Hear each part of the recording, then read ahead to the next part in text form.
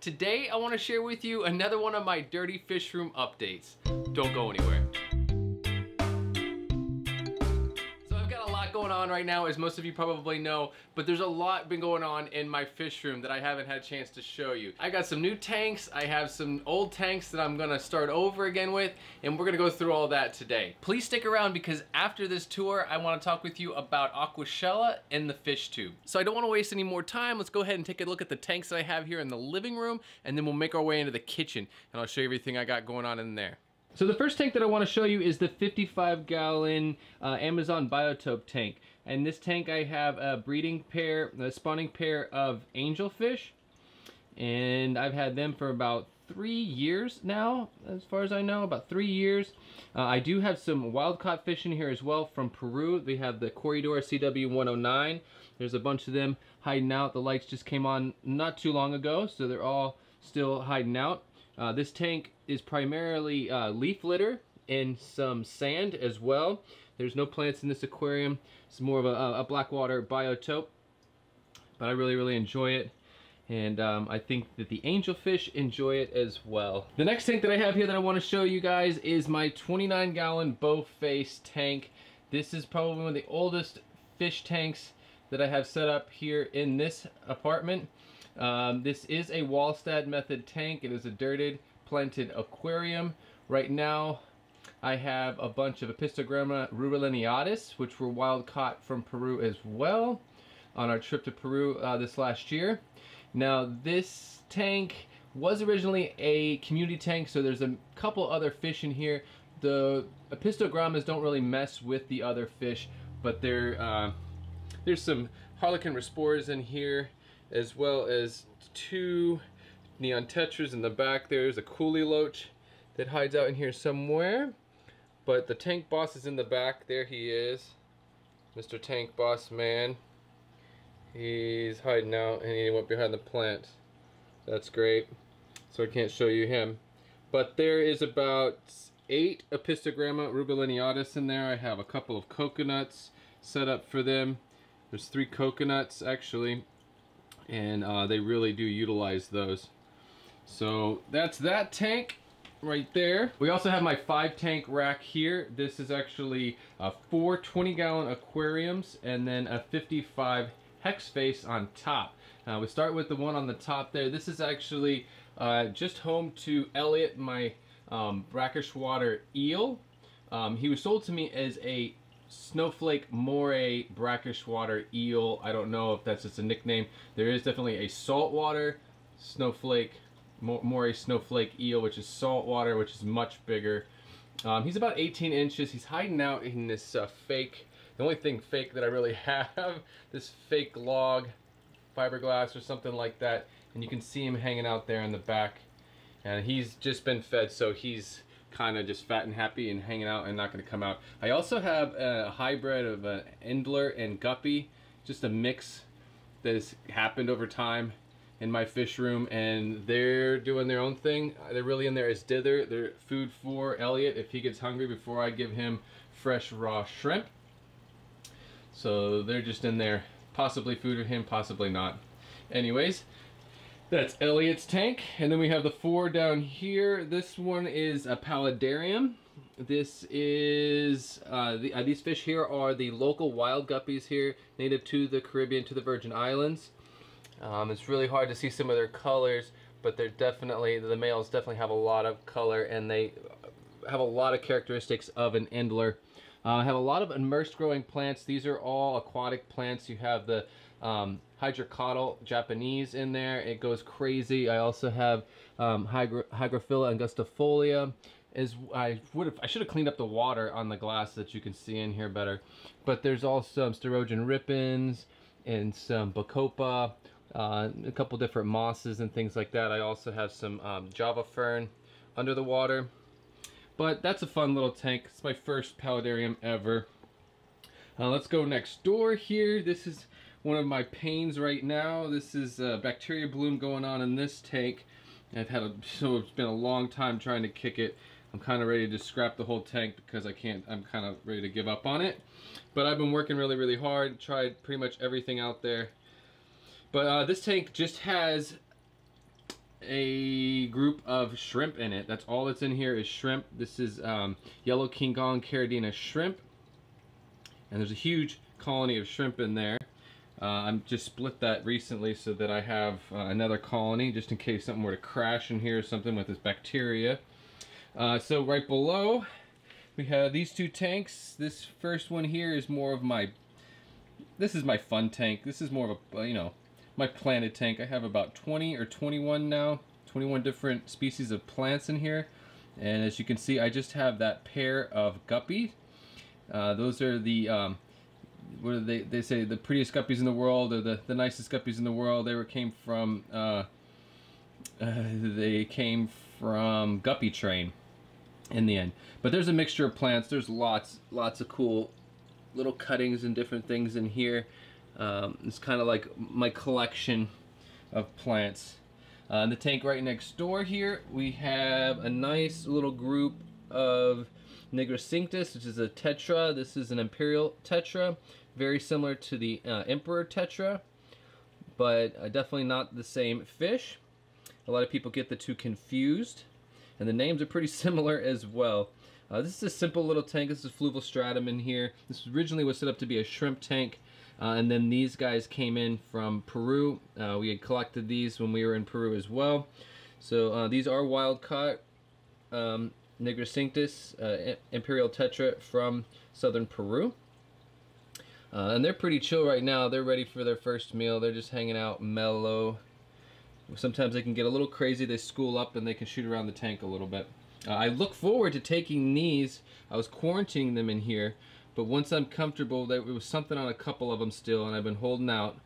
But eventually, these Nigricinctus, these imperial tetra, will make their way into the tank over here with the other Peruvian fish and the other South American fish. Just they would do much better in this blackwater biotope, and they have a lot more money. I'm sorry, they have a lot more money. They have a lot more room to run around and shoot across the tank. A lot more room to swim, which I think that they would enjoy. And I just wanted to say, please don't forget about my t-shirts that I have available. I have about 23 different designs available on my Teespring account. And I also have some other stuff going on. I have some dried botanicals available, as well as some shrimp and stuff like that on my jhaquatics.com. You can check that out. It's actually a getkills.com store right now. So check those out if you're interested in that. Now let's make our way into the kitchen, and I'm going to show you guys the rest of what I've got going on. So this is my first tank when I come into my kitchen here. This is a Blue Bolt Caridina shrimp tank. There's a lot of them in there. I've been pulling some of the nicer ones out of here into another tank. This is a simple tank. It's a fluval stratum with some Malaysian driftwood and a few different plants. I have a nice little chunk of subwasser tang back there as well. But they really do enjoy this tank. This is it's a happy tank. I don't have to worry about it at all much, and not much algae either. I just kind of let it do its own thing and feed the shrimp. So I have this other little tank back here, and I think there's like a couple of shrimp in here, but that's about it. I don't have much going on in that tank. It's just kind of like a quarantine tank. It's just there just in case I need it for something. So I have my new rack that I put together not too long ago. I got a lot of fish goodies up there. I have all my live fish foods up here. I have my baby brine shrimp, and I also have banana worms and Walter worms and stuff like that there for live foods. And then I have 1, 2, 3, 4, 5, 6 tanks here. There's a 7th one down there that I haven't set up just yet. But we'll start on this end here. We have my Gardnerite killifish. There's the female chilling out at the top waiting to be fed. There's the other female. So there's 2 pairs in here. One of the pairs is, I believe, wild caught. It's a P82 Gardnerite killifish, Fundulopenchax gardneri. And this tank originally was set up to be, hey, let me see if I can squeeze around the side here so that you can see it this way. But this tank was set up to be a betta fish tank for some wild betta fish. So that was the original setup on that tank, and it's been cycled for about 3 months, but I couldn't help myself. I had to have those Gardneris, so they ended up in here for now. So this is a new tank that most of you guys haven't seen yet. This is one of my newest shrimp tanks. This has all of my like A-team of my blue bolts in here. It's a little heavily planted, I think, for like a breeding shrimp tank where you can actually get and collect the shrimp and stuff like that. but I just like my tanks to be heavily planted because to me the plants act as filtration as well. I just put some alder cones in here, and I can tell that there's a little bit of a tint going on in there just from the alder cones. I'm just seeing that this morning now. But you can't really see the shrimp. There's a few adults. There's one over there hiding on the right hand side, but most of them are hiding out, and they're probably breeding and getting themselves together and getting comfortable in this tank. They've been in here for about 3 weeks so far. The next tank over here, this is my wild guppies. These are local wild guppies that I collected here on the island of St. John in the US Virgin Islands. There's some really interesting patterns, and just like the other wild guppies I have in the other room, they definitely have a lot of characteristics that would remind me of more of an Endler than a wild guppy. They have that black bar, they have the orange and the green spot by the tail. It's really interesting, and I definitely can see some tiger action going on the tail on some of them as well. So the next shelf here, we have a couple of things going on. I have my Infusoria tank, which is just chilling. There's nothing going on in there right now as far as I know. It's just leaf litter at the bottom of that tank. That's about all that's there. And then we have this tank here, which was kind of a secret, but I don't know what's going on with it right now. But in this tank here, I see a buried female. That's what I was studying there. But this is the yellow King Kongs. This is kind of my my choice, my really nice yellow King Kongs, and I just separated this out so that I have another tank of the yellow King Kongs, just in case something were to happen with that first tank that's got a bacteria bloom in it. But they've all been pretty happy in here. I haven't had any casualties since they've been in here. They're just adjusting. It's a real simple tank, and I don't have much, you know, there's not much going on in regards to plants in there just yet. I always put a little hornwort in all my tanks. It works really well for filtering water and cleaning up the nitrates and the nitrites. And then this tank is one of my more, it's kind of on my mind most of the time right now. This is my blue tetra, the nano blue tetras, which we collected in Peru. And you can probably see in here all the little fry running around. They're actually colony breeding. The parents are not eating the fry. And I haven't really been, everything continues to happen, so I don't think that the older fry are eating the smaller fry either. They seem to be doing pretty well with each other. But I still want to go ahead and split this colony now because I have about 30 or so. I want to split them into like 2 groups of 15 or 20, and then I'll have 2 colonies, and I will breed those lines and then crossbreed those 2 lines, those 2 colonies back together again, just to try to keep the blood clean. But I'm really enjoying how these blue tetras are doing. I didn't expect them. I expected them to be really hard. I expected a serious challenge, and it turned out to breed very easily for me as long as I gave them the right parameters. I mean, there's lots of detritus and leaf litter which make up the bottom of the tank. There is Eco-Complete below that, but lots of floating plants, lots of duckweed all the way across the top, and hornwort underneath of that floating at the top, which is a great place for the fry to hide out, which I have. There's plenty of those little microscopic fry hanging out in the hornwort as well, and underneath the duckweed, which I'll never be able to show you those with this camera without a macro lens.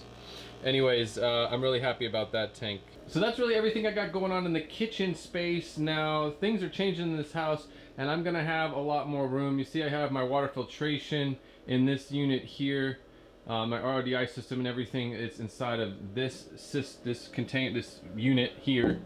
And then I have my water there. I have a bunch of fresh water ready to rock and roll. I have a nice little shelf with all of my just different things, tools, all fish related stuff. And I go ahead and I keep all of my fish foods and other medications and stuff like that as well. I keep down here in this small refrigerator. But I have room for like another rack right there on this wall. This is just a foam wall I use to keep it cooler in that room and warmer in this room, and I separate it with that foam, and it's almost 10 degrees difference really. But I have room for another rack right here, or moving this shelving unit over here, putting a rack over there. I don't know, there's options to do things soon enough here. All right, my battery's about to go on this camera, so it's a sign that I need to go ahead and finish this piece. I do want to mention to you Aquashella in Dallas, Texas, March 30th and 31st. I will be there. Plenty of other awesome content creators will be there as well. There'll be plenty of fish, fresh salt water. There's gonna be Amazon room with all kinds of reptiles and arachnids and crazy stuff like that. It's gonna be epic. Check out the website, see if you can make it there. There will be a huge population of content creators though. The fish tube, quote unquote, the hashtag FishTube will be there. We have a very large booth. We'll be doing live streams and a lot of other stuff like that. So definitely check it out. Check out the content that's coming at the end of this month. And I just think it's an awesome thing of us all coming together and collaborating together to make this community even stronger. So I appreciate everybody that put their hard work into making this happen for us at Aquashella, and I hope to see you all there. So thank you guys so much for taking the time to watch this video. I really do appreciate it. If you're not subscribed to this content, you like it, you want to see more of it, go ahead and click on that subscribe button down below. Don't forget to like, comment, and share. Remember, keep your tanks clean, your fish fed, and have fun.